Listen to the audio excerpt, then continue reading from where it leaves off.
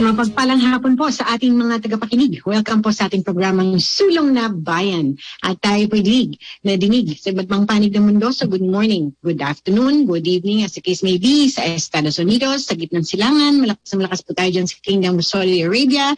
At ngayon na rin sa ating mga neighboring countries. Saan yan? Sa Down Under, Australia, Malaysia, Indonesia, Thailand, Singapore, Hong Kong, at syempre Myanmar. Malakas na rin po tayo dyan at sa Vietnam. At syempre dito naman sa ating bayan, tayo po'y pinagpapala at nasa kabilang linya na ng ating komunikasyon ang ating pinagtititagang katandem every Wednesday para po sa ating segmentong Sulong na Mindanao or Sulong na Bangsamoro Mindanao. So, hindi ko na po patatagalin pa at excited tayong maintindihan ang mga ibabahagi niyang updates at napakaganda ng kanilang mga matatawag na mga goals na reach nila ang target or even surpassed the revenue target ng Bangsamoro. Kaya tayo sumasaludo sa kanila kanyang believe na ito ay autonomous authority at ngayon kayang-kaya na dito nila na-prove na kayang-kaya nga nilang maging independent at federalismo. At more on that, para ibahagi sa atin, let's welcome to our program Sulong na Mindanao. Siyempre ang editor of Philippine Muslim Today at siyempre ang kauna-unahang Pangulo ng BARM, Bangsamoro Autonomous Region for Muslim Mindanao Press Corps, Ka Ali Makabalang. Assalamualaikum. Napakaganda po kasi ng ating ibabahagi for this episode, Sulong na Mindanao. So, yan hindi alam ng karamihan sa ating mga tagapakinig po ano nangyayari dyan. Lalong-lalo na sila po ay autonomous. Dito ko nakita nung tayo nasa Cotabato last week at nakapanayam natin mga matataas na kawani at opisyal ng Bangsamoro. Okay, let's welcome na sa ating programa. Assalamualaikum, Ka Ali. Waalaikumsalam, Ka Luli. Actually, nakikita ko ang aking screen, mukha sa screen. Wala lang audio. Anyway. Yeah, okay. Ito nga, nag-isa, Nakikita ko may hawak na po. Right. We have to make do with that for the past 3 days. Ganun din yung aking nagiging problema sa ating signal at saka ganyan talaga muna for the meantime. At least nakikita naman yung kagwapuhan mo. I was telling everybody na napakaganda ng pwede mong ibahagi bago ko ituloy-tuloy yung ating naging interview. Dahil nung naandyan tayo, ikaw mismo ang gumawa ng paraan para makapanayam ko ang Director General no less, Director General for Tourism and Investment, Rosay Lani Sinarimbo. But before that, gusto ko lang itong bagong mainit pang storya na ang BARM has surpassed the revenue target for this year past. Nakakamangha, very impressive para sa akin na ang isang katulad ng BARM, Autonomous Region nga, they were able to steward and manage their resources very well. As a matter of fact, na-surpass nga ang revenue target. Anong masasabi mo dyan, Ka Ali? Well, actually, ito talagang pinakamitiin ng Bangsamoro Autonomous Region. After all, paalala po nyo, nung campaign pa lang noong 2016, pumunta yung mga presidential candidates noon sa Darapanan at nagsabi sila, isa na ron si President Duterte na gagawing template ng federalismo ang autonomous region. Kaya ito nung nasagawa na to, yung maging federalized sort of system ang kanilang pagpapatakbo. At dahil nga ito ay umpisa pa lang sa first 10 years ng existence ng autonomous region na ito, ay bibigyan sila ng grant, black grant na dapat, black grant na ang actually staggering ito Pero nung 2000, ang binigay sa kanila ay 62 billion. Parang itong taon na to ay 70 plus billion. Depende, kasi ito ay reflected po sa share ng revenue, national revenue ng BARM. So, kung malaki po ang magiging generation ng kanilang revenues, ay mas malaki ang kanilang share sa national. Kaya sinisikap nila na the bigger, the better para sa kanilang kalagayan. Ito kasi ng mga nakaraang autonomous region, dahil nga nakatali sila sa Kongreso kung magkano ang pwedeng ibigay ng national government, appropriation, yes, ng legislatura, nagmamakawa. So there are some cases na siguro, huwag na natin short report natin. Kung halimbawa na-generate mo ay 1 billion, i-report na lang sa national, for instance, ito yung hakaka ko lang. Gagawing 500 million na lang kasi after all hihingiin na naman natin ito sa national, samantala dito inangkat sa atin ang ating itong collection na to. And mind you, Kaluli, isa sa pinakamalaking sources ng revenues dito ay ang mga natural resources.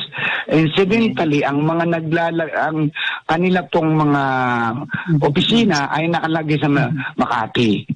So, ang kanilang pagbabayad ng kanilang buwis ay doon sa Makati, hindi dito. Kaya unfair. Hindi reflected. Pwedeng magkaunsihan sa paglagay. Hindi nakalagay. Saan ba galing yan? Saan ba nakalagay yan? Doon nakareflect sa Makati. It's not from the autonomous region. This time, iba na po ang sistema. Kaya isa po yan sa mga reason kung ba nakikita ko na itong report na sumubra pa, lumampas pa sa target goal na 2.5 billion ang farm. At saka of course, ang pag-improve mo ng peace and order condition po sa region, sa maganda ng business dito, hindi naghihintakutan yung mga investors, kaya marami pumupunta. The more investments, the more revenue. And second, of course, most of all, ito kasing gustong ipamalas ng the administration kasalukuyan ng BARM na moral governance.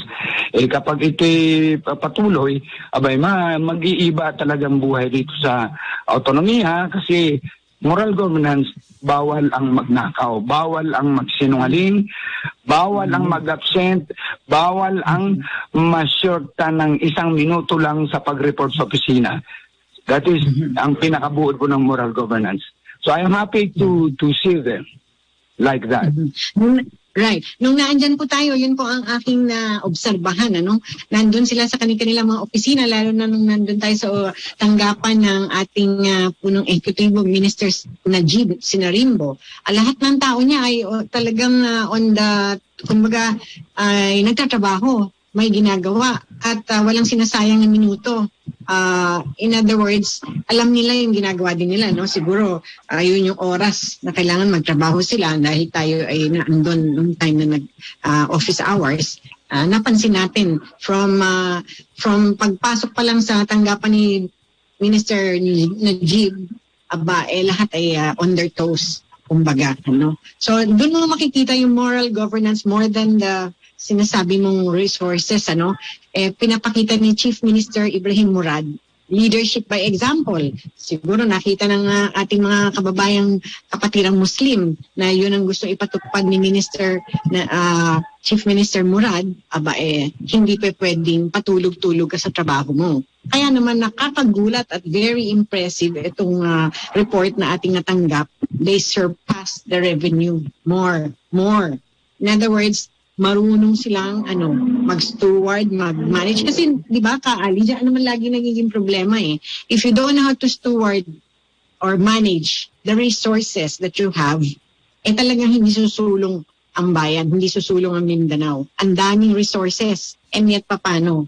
Hindi ka marunong, o baka ninanakawan mo pa, o baka kinukupitan mo pa, o baka dinedeprive. Ito yung ayaw natin mangyari. Parang sa aking pananaw, nung naandyan tayo last week, na sila, yung para sa mga tao, binababa nitong Bangsamoro Autonomous Region for Muslim Mindanao sa pamumuno ni Chief Minister Ibrahim Murad. Parang ramdam ko na, kumbaga lahat makakatanggap Hindi katulad dito sa national, ang daming complaint. Araw-araw, ito, inuulan ako ng complaint dito sa ating programang Sulong ng Bayan. Ma'am, hindi ho nakarating sa amin yung ayuda. Ma'am, kulang ho yung ganito. Ma'am, binawasan pa ho. Ma'am, hindi ko ho alam kung makakatanggap pa kami. Yung mga ganon na resources na dapat naman pala pinagkakaloob. Ito, makikita natin sa Bangsamoro Autonomous Region for Muslim Mindanao, autonomous po sila, kaya nilang mag-isa. At ito na nga ang matatawag nating fruits of their labor. In other words, ibinababa nila, share nila. Napakaganda, di po ba? Nung kausap natin si Minister Makakwa. Yes, go ahead. Opo, actually, yun nga ang kaaya-aya sa itong bagong autonomiya. Marami silang pinakita na pagbabago, although before may nakikita tayo. Pero iba kasi yung estado nito na nawala na yung umbilical cord nila sa Kongreso na kailangan magmakaawa. Alam mo kasi, uulitin natin, gaya na nasabi natin mga nakaraan, dahil sa nakatali sila sa Kongreso, may mga unscrupulous members ng Kongreso na nakikiparte. Halimbawa, mag-a-appoint ng mga sekretary, ng mga cabinet members dito sa autonomiya noon, sasabi niya, sige, palulusutin ko yung itong budget nyo. Pero kailangan ako magrekomenda ng executive officials na uupo rito. So ang pagkakautang na loob ng executive na yon ay sa mga politiko, hindi po sa taong bayan ng autonomiya. So this is now a different thing.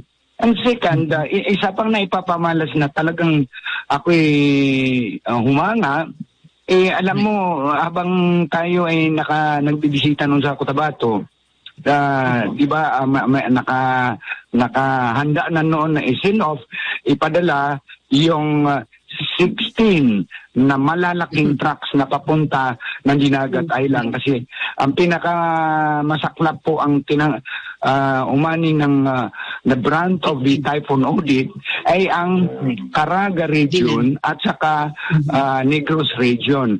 So nagpadala po doon sa dalawang area na to. Doon lang sa Dinagat Island, sa 13 million worth, 16 trucks. Ako'y muntik mapaluha nung nakita ko yung salita ni Governor Arlene Bag-aw na sinasabing, first time po namin nakakita ng ganito, napakalaking tulong na mula pa sa mga kapatid nating Muslim. Yun ang napakaganda noon. Kasi habang hindi nagsiselebrate ang Muslim ng Christmas Day, kasi we don't really believe na ito ay ang kapanganakan ng Panginoon. But anyway, that's another thing to talk about. Hindi po pwede na tayo hindi po pwede na titingnan lang natin ang ating mga kapatid sa ibang mga lalawigan na kanilang liuli tide season. Oo. So sabi nga ni Governor Bag-aw, you light up, tinigyan nyo ng ligaya itong exact na word niya, tinigyan nyo ng ligaya ang aming mga puso, lalo na ngayong panahon ng Pasko. Very touching, di ba? Kasi ang pagkakakilala lang sa iba, ng iba sa mga Moro ay mamumugot ulo, walang puso, gano'n. So, these are things, terorista. Ikaw mismo saksi. Hindi naman ganun ka-terorista man. Nakapaglakad tayo na maayos lang sa daan, sa Cotabato, at saka tayo po ay umikot dahil sa inyo, nakita natin yung mismong seat of power na andun lahat ang mga sangay ng pamahalaan, Ministry of Health, Ministry of Environment, Ministry of Energy, Ministry of Education, at lahat ng sangay. Pati na ang building, napakaganda ng building ni Sheriff Bunsuan. Maya-maya, papakita natin kaali dahil nakapanayam natin siyempre ang punong ehekutibo o in charge dito sa katatapos na very successful first fluvial parade ng Sheriff Bunsuan Festival. Pero siguro pwede na natin ibahagi siguro roll VTR para mamaya sa ating pagbabalik ay another kwentuhan pa rin dahil gusto kong tutukan yung mga investments na sinasabi ni Director Rosaylay ni. So siguro let's give way Kaali, Engineer Jeric, roll VTR for Director Rosailani. With the opening of the Trade and Tourism Fair, we had around 20 exhibitors, not only from Maguindana but coming from the different provinces of the Bangsamoro. We have these exhibits. Products and services. We have travel and tours. We had Philippine Airlines, Acacia Hotel from Davao was here to offer their services. Another is we have food and non-food for the different provinces. One of the highlights we had was the products from Lanao del Sur. We were able to revive the famous Lacub. Lacub, it's that one. A stenciled bamboo that was off the market for 27 years. Wow. You revive it now. Yes, only for the Sharif Kabungsuan Festival. You call it Lacub. Yeah, Lacub. Yes, it's Lacub. Traditionally, it's a container for tobacco. But now, wala na sigurong nagtotobacco na nilalagay dyan, di ba? But it died 27 years ago. They stopped production. And the last man that can produce that is already 70 plus. Wow. Tinanap namin siya, yes. But sabi ko, Papa, sabi ko, just for this Sharif Kabungsuan Festival, you can produce. Sabi niya, no, sabi niya, baka hindi na ma-appreciate ng mga bata. And sabi ko, please, limited edition lang. But it was Special. it was warmly welcomed by our market. Ang daming nagdala. You'd be surprised. You know what Lacub is? Sabi niya, ano yun? So, di ba yung 27 years na nawala siya, nawala na talaga sa memory ng Maranaos. But now, bumalik ulit. They warmly welcome the Lacub. And then, not only Lacub, but Other items. other items like our baur from Tugaya. What is baul? Yeah, a chestnut box, chest box made of wood and shell, inlaid by shell. Wow, by shell. Yes, yan ang yung gawain part. Kahirap gawin yun. That's made by the Tugaya artisans. Alam mo dati na-shortlist sila sa UNESCO. Because of yung Requirements. yung heritage nila, because you can only find that art in Tugaya. Where is that? That's in Lanao del Sur, is the industrial capital of Lanao del Sur, traditional industrial capital of Lanao del Sur. That's our Lacub. So this is Lacub, this is... Stenciled yan, hindi painted. So you cut yung small pieces, and then you stick it sa side, then idadye mo yan isa-isa. Kahirap. Hindi mo yan kasi ito. Pa isa-isa. Isa-isa, and then lulutuin mo. Wow. Wow. Lulutuin mo for several... This is contained for what? What do we put inside? Traditionally tobacco, but we're finding another use for that kasi dapat functional, di ba? Yeah, So, flowers. yeah, pwede. And yung ganon, yung sound box without using... Sound box. Yes, you There's can sound. listen to music. Wow. Sige nga. Ganyan. So Sige. we're trying to yeah. use yung function. Nag-e-echo. Bibigay ko to kay Bapa, and then Bapa, can you make this, but with yung stencil design.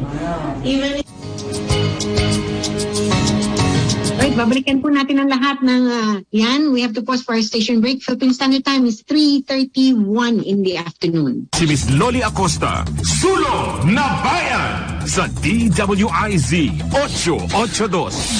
Right, nagbabalik po muli ang ating programang Sulong na Mindanao dito sa Sulong na Bayan. At syempre, kapiling pa rin po natin sa kabilang linya ng komunikasyon via Zoom dyan sa Kidapawan.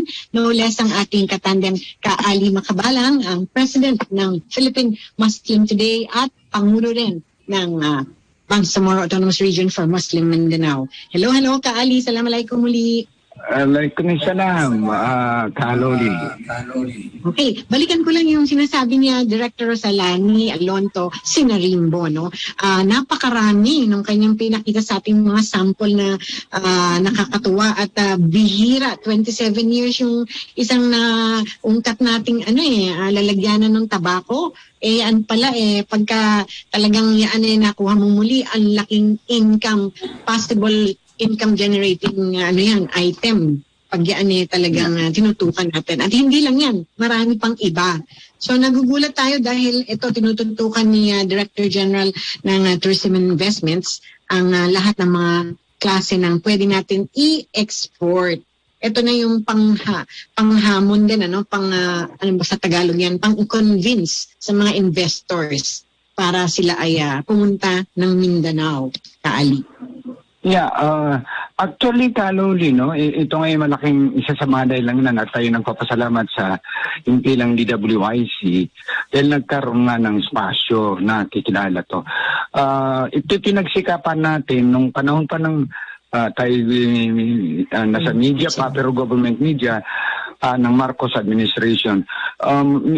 Umuusad na to, nakikilala na nung na-declare martial law na sawata po yung biglang nawala ng sigla ang industriya na to, yung paggagawa niyan. But lingid sa kaalaman po ng madla, habang ito ay hindi tanyag na kilala sa Pilipinas, mga kapwa Pilipino man naman, di alam. Sa abroad po ay actually, magtaka ka. Yes. Ang malalaking pamilya ngayon, dahil nga, ito nga, gumanda ang peace and order sa Mindanao, pangkalahatan ang buong Pilipinas. Yung mga mayayaman po, ako'y nagtaka dahil ako'y naimbitahan nila, makita mo yung kanilang mga tables na may gawa din ng yung mga ganon. Yung baor na sinasabi, may mga embedded doon na mga shells.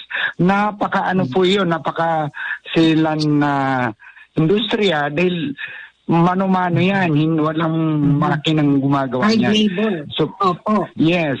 So, very labor intensive. Kaya kung ito nga tinututukan ngayon ng Bangsamoro Autonomous Region na baka magawa na ma-mechanized na magkaroon sila ng pattern para hindi ang isang tao yung uubusin ng buwan para makatapos ng isang ganun na produkto. So napaka magandang representasyon ng kultura dito sa Autonomous Region, lalong-lalo na po ng aming tribo kasi ang mga yaan ay produkto po sa aming lalawigan Lanao del Sur. So, sa pamamagitan nito, muling nanunumbalik yan. Kaya ang Sarif Kabunsuan Festival ay binigyan ng highlights nito ng Ministry of Investment, Ministry of Trade, Investment and Tourism para makilala muli. Ito po ay age old. Ibig sabihin mula ng hindi na mailang kung anong centuries.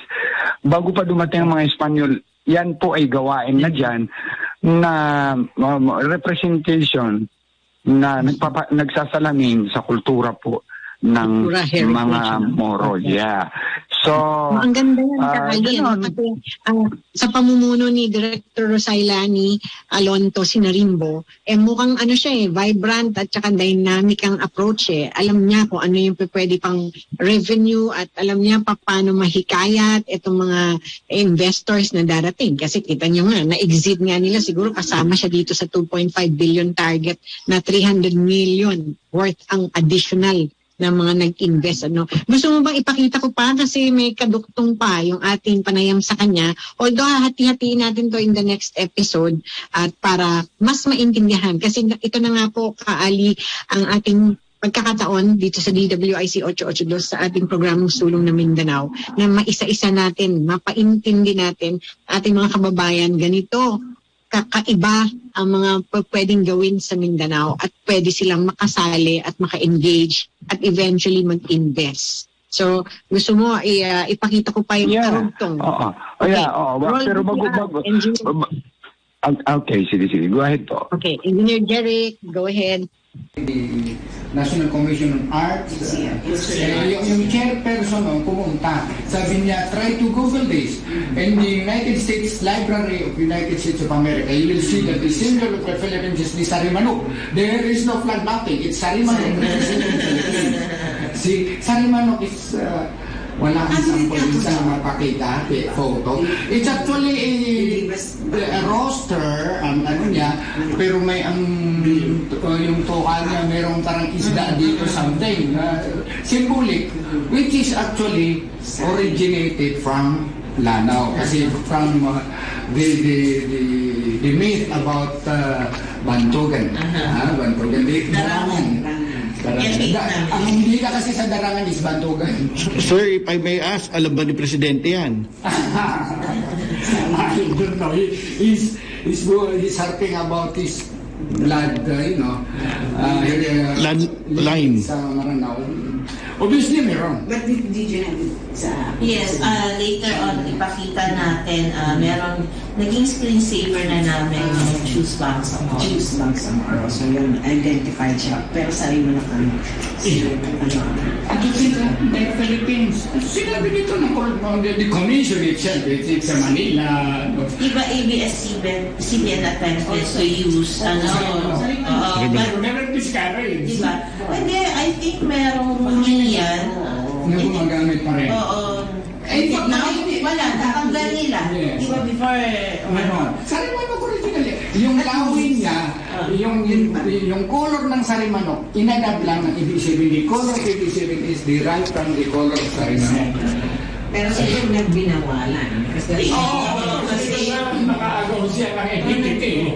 parang plagiarism or something. But sabi mo ng pisas. Choose Bangsamoro. Choose Bangsamoro. Why choose Bangsamoro? Because number one, it's unassuming. We're just starting. But we're confident that we have many products and services that you cannot find anywhere else. It's only in Bangsamoro. So we're inviting people to try Bangsamoro, to choose Bangsamoro this time. There's so much to offer. So much to offer, but we specifically say what is the cutting edge. Naiiba from all other... Overreach in culture and history. We asserted na yung right to self-determination namin. That's why we fought hard. And in return, we preserved our culture. We can see the results now. Yes, and yung food, halal is uniquely Bangsamoro. $1 trillion. We will tackle that eventually. But again, doon na, nakapokus tayo kay Sheriff Bunso. And then you were thrusted into that. Parang, were you ready somehow? Parang, ano ba ito? Ang dami parang gagawin. But you had the passion. Kaya, makakaya. I think so because since my first and last job was with the Department of Trade and Industry. Yeah. We were separated and then I was jobless for 1 year. I was doing volunteer works for the pandemic. Sa mga promotion ng MSMEs din, may mga pro bono ako. Kasi I don't want na matigil yung ginagawa ko talaga during the trade industry. Wala, may continuity. Oo, but nakita ko na in a way maganda rin because I was able to see yung bureaucracy from the outside. Wala ka na eh. Oo. Sabi ko, dapat pala ganito. May collaboration, may ganyan. Anong aspect na mahina, anong aspect na malakas. So, pagpasok ko, I had that time, I had that opportunity na wala ako sa bureaucracy for me to be able to see it as a whole. And be more focused. So you think 1 year down the road, what are we expecting? I think a better service from our ministry, more collaboration with other ministries and private sector. That's important because, yung economy yan ang backbone ng isang, ng isang lugar. Mayroon sa economy, you cannot live by government alone. We need jobs, hindi ma-provide ng government. We need investments, hindi na ma-provide ng government. We need revenues to keep the government going. So it's private sector, di ba?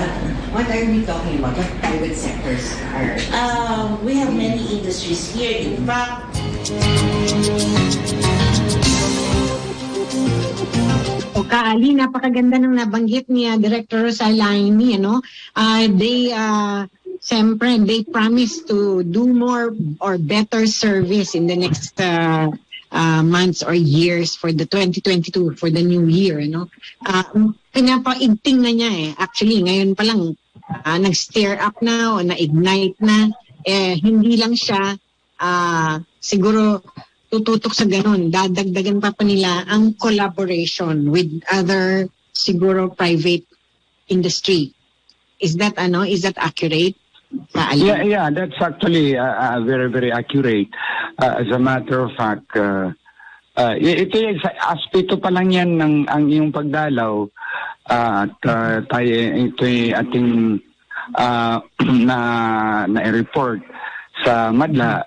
Isang aspeto lang yan ng pagdiriwang ng pagdating ng Sharif Kabunsuhan na nagdala ng relihiyong Islam, ang pamamaraan ng trade, at saka yung sultanate government dito po sa Bangsamoro. Susunod naman po rito, yung modern, yung real events, routine events po na nangyayari. At this time, kami na po ang hikayating ko po ang Bangsamoro government na imbitahin ka. Kasi ikaw ang nag-initiate at sila ito ang tuwa. Akala nila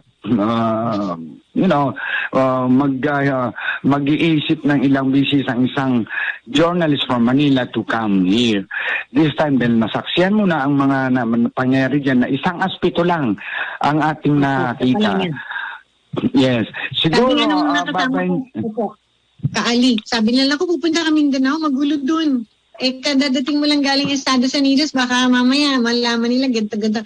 Ang dami yung mga baka, iba na ang Bangsamoro. So I proved it true enough. Nakita nila, bumalik ako in one piece at wala akong gumalaw sa atin at napaka linis ng aking nasaksihan at orderly ang pamumuno ng lahat ng ahensya, iba't ibang sangay ng pamahalaan. Siguro yung susunod nating i-report, gusto ko kasi paintindihan ka, Ali, sa kanila yung investor na sa, Recotel.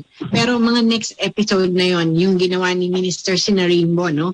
Dahil another boost to boost your economy, syempre kailangan mas maayos na kuryente, di ba? To power the economy. Yeah. But again, balikan ko lang si Director Rosalaini. Saan niya kaya kinukuha, Kaali, kung kilala mo na siya ng medyo matagal at pamangkin mo siya alonto siya So, saan niya kinukuha yung kanyang stamina at saka enerhiya? Napaka-hyper niya. In fact, after nung tayo'y makapanayam siya, tatakbo na siya agad ng Davao buti nagkaroon siya ng panahon at binigyan niya tayo ng pagkakataon maibahagi kung gaano ka-successful yung isinagawang Sharif Bunsuan Fluvial and Festival for the first time. Kaya tuwan-tuwa tayo. Pero yun nga, saan ba yung energy niya galing? Pamangkin mo yan, so pareho kayong hyper. Actually, Kaluli, ang nito, sila Rose at ang kanyang may bahay, si Minister Sinarimbo, ay dating party ng defunct autonomous region. Kaya tayo po'y natutuwa at binigyan sila ng espasyo ng MILF na tumulong. And by the way, ito kasi si Attorney Sinarimbo ay nakatulong ito sa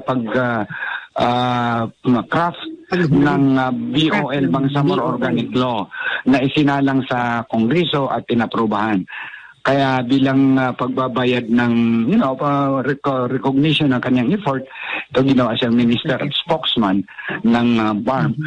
Pero alam na alam nila from A to Z of the operations. Kaya alam mo, kapag alam mo ang isang bagay na ginagawa mo, chances are ilalagay isa sa puso mo. Lalagyan mo ng yung with your emotion, was The heart, heart. ang gagawin mo. And there actually seemed yung sabi nga nila, energy. Makita mo yung iba, yung sabi nga nila tatamad-tamad dahil dalawa lang naman ang yung possibilities. Una, talagang tamad siya. Second, hindi niya alam yung trabahuin niya. Hindi na alam yung schedule na. So, upo na lang sa opisina, mag-aantay na lang ng 15th day or 30th day to receive salary. So, these are actually new things. Walang ganun ako nakita, Kaali, nung tayo na andyan sa Cotabato at magkasama tayo. Sabi ko nga lahat ay nagtatrabaho. Parang lahat talaga ang enerhiya is hyper at saka dedicated. Siguro yun talaga nakikita. Kasi naman, di ba pag ang liderato ay tatamad-tamad, ikaw din as kawani, as a subordinate, at tatamad-tamad rin. Nakita nila si Minister Najib Sinarinbo, ang spokesperson ng BARM, labas-pasok sa opisina niya, may mga kausap siya, may mga pipirmahan siyang signing, at doon sa isang pang kanyang activity ay may kaharap pa rin siyang iba't ibang mga siguro investors yung iba o mga nagka-courtesy call sa kanya. Buti, dahil naandyan ka, pinagbigyan tayo maski kaunti ng kanyang panahon. So in other words, nakikita ng kanyang mga kawani at opisyal, hindi pa tulog-tulog yung boss nila. Leadership by example. So dapat lang sila ay ganun din. At nasa sa puso nga, sabi mo nga, by heart. If you love your job, you don't consider it work, parang ganun. Kaya tayo tuwan-tuwa at somehow it rubbed off on me dahil sabi ko, nako, kung ang mga Muslim ganyan ang kanilang puso, very passionate, dedicated, and determined to really win o to really do something, para makita ng buong mundo, not just the Philippines or Luzon, Visayas lang, but the whole wide world, na ito yung autonomiya. Tama, it proved them right. Binigyan nyo sila ng autonomiya, tama lang na sila ay maging independent. At siguro template bang matatawag yan, Ali, kung talagang tuloy-tuloy ang kanilang living success? Actually, Kaloli, personally, I would not go beyond autonomy. Kasi ang difference mo ng independence at saka autonomy, ang autonomy ay nandiyan pa yung umbilical cord. Yung baga sa yung bata, naka-attach pa rin. Yes, naka-attach pa rin sa national. I would not go for independence, of course, definitely. Hindi papayagan ng national government yan. Masalimuot na gira ang pagdadaanan muna natin pag mangyari yun. Yan, advocacy yan ng some sectors, total independence. Yan ay dyan na sa ako'y hindi nasasangayon at kukontrahin natin yan sa advokasya. So, really, as we look at it, gusto ko nga namin imbitahin uli, hindi lang yung paminsanan at baka may, kasi nung naging party ako ng 2 times ng administration ng defunct autonomous government, ginagawa ko po, pinapababa ko rito sa Cotabato. Yung mga bigwigs, mga anchor persons, mga editors, program directors ng TV, sila Jessica So, sila yung sa ABS, lahat. So, napakadali ibenta sa kanila.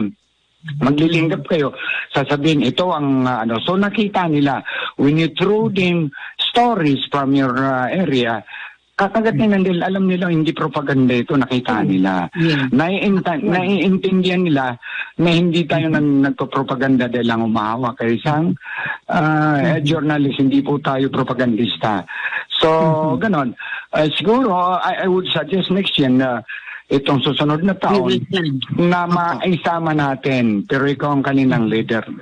Manila Media Team led by Kaloli Acosta. Imbitahin natin sila para maging katuwang natin sila sa paghahayag din ng mitiin. Ano nangyayari ngayon? Pero if there are wrong steps, may mga pagkukulang po dito sa autonomiya. Hindi po mga hulugan na tayo magbubulag-bulagan. Ito po ay pupunahin natin at ang mitiin natin ay para magkaroon ng solusyon ito at masusugan nila magkaroon ng katotohanan yung kanilang mitiin na moral governance.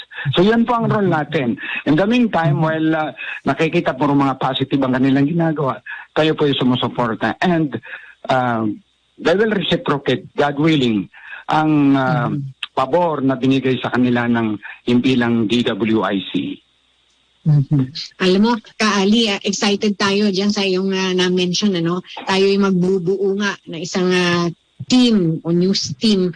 Siguro paplanuhin natin na maayos, pati itinerary para mismong mga nasa hanay ng ating pamamahayag ay may makuhang impormasyon na accurate. Kasi iba yung, to see is to believe. Nakikita nila mismo, ito pala ang mga pamamaraan, pamamalakad, o good governance, o ano ba yung ginagawa ng bawat sangay ng pamahalaan dito, nakaspecify yung project para dito, nakuha ba talaga, o nai-award ba talaga. Yung mga agam-agam na ating nire-report dito sa Maynila, alam naman natin, ang daming matatawag nating corruption. Pero sabi nga, dito ko nahahamon ako sa iyong mga binanggit na good moral governance, ika nga. Bihira kasi nga na mapaintindi sa ating mga kababayan na ang Muslim ay good. But, yun ang challenge nating dalawa. Nakita mo naman, ito yung inumpisan natin 1 year ago. Sabi natin, covenant nating dalawa, papaalam natin we will make known to the ends of the earth, so to speak, kung ano ang ugali ng mga kababayan nating Muslim. Hindi ito terorista, hindi ito magnanakaw, hindi ito rapist, hindi ito masamang tao. Sila ay pareho lang natin. Dahil punta ka na Makati, pwede ka naman madukutan sa pickpocket, sa Quiapo, sa Makati, sa San Juan, everywhere. In fact, sa Estados Unidos, napakataas ng krimen. So sa akin lang is, ito yung challenge nating dalawa habang tayo in our lifetime, masabi natin sa buong mundo, come, punta po kayo sa Pilipinas, lalo na sa Mindanao. Kasi lahat po kami ay tutulong para sumulong Mindanao.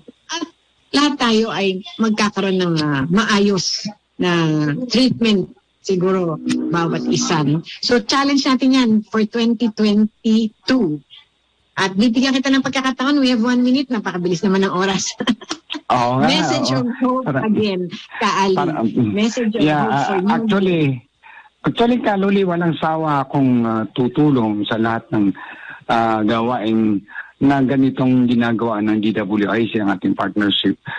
Tayo po ay katiting pa ng ating inumpisang sa advokasya na magkaunawaan po ang lahat ng bawat Pilipino regardless ng relihiyon, kultura, physical distance. Dahil iisa po, lagi natin itong binibigyan ng diin. Kung pag-uusapan ng Pilipino, maging makulay ang ating buhay sa Pilipinas, gawin talaga natin yung salawikaing isang bansa, isang diwa. Yung mahirap, sa salita lang yun, pag napunta sa actual, yun, ibang paningin na sa amin, ang minority, mamumugot ulo yan. Masawag pagkatiwalaan yan. Pero ito yung sinisikap natin na pinapakita natin anong buhay natin. Silang nagsasabi and eventually naunawaan. And then, therefore, uulitin ko na naman, wag po kayong magsasabing ako po ay OA. Nagpapasalamat po ako. Kami, ang Bangsamoro Press Corps sa DWIZ. Pag-18 natin ito, Kaluli, ang ating network. Most likely starting January, lalo pa natin ibigyan na mas makulay yan. God willing. Everything is to the control yan ng Panginoon. Pero ang pinakabuo niyan, magandang ating nitiin at itong kapayapaan ay lagi natin pinapanalangin na ma-enjoy. So ating lahat, mga Pilipino sa abroad, sa Pilipinas, sa lokal, mga bayan-bayanan, sa itong taon na ito hanggang sa susunod na taon, hanggang tayo'y nabubuhay sa balat ng lupa. Maraming salamat muli, DWIC Management, Kaluli. Merry Christmas and Happy New Year po sa inyong lahat yan, mga kapatid.